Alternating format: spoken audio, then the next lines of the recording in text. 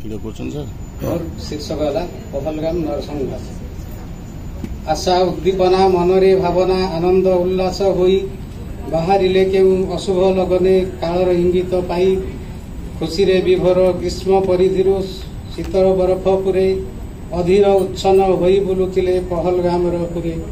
प्राकृतिक परिवेश रमणीय सतेकी अमरापुरी सबुज स्निग्ध पर्वत कुंचे खसीची अमूल्य सिरी कर्ममय दुख कष्ट जीवनर सतेकी जाइछि हजी मन उड़ी बुले प्रजापति परी जाती खुशी रे भिजी केउठु आसिला अदिनिया मेघ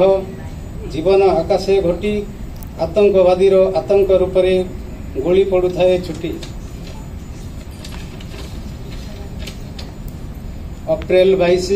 थिला तो सेदिन दिन 12टा बेलकू घटीगला तो ही बर्बर कांड जे सामने रे देखी मृत्यु को कहले से माने हिंदू और मुस्लिम अलगा जे होई जाओ समस्ते अलगा जेबे होई गले वर्षाइले गुली सुह बाछी बाछी करी गुली तो बाजिला हिंदू पुरुष मथारे स्त्री छोट छुआ बर्तिले तांकठू पुरुष टळे माटीरे पहलगामर पर्यटन भूमि होइला रक्त रंजित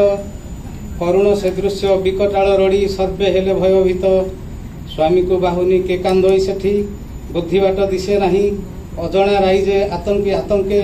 जीवन जाइछि तही नरसंहारर विभत्स विकृत दृश्य देखिदेले थरे कलिजात पानी होई जाए तही पहलगामर पुरे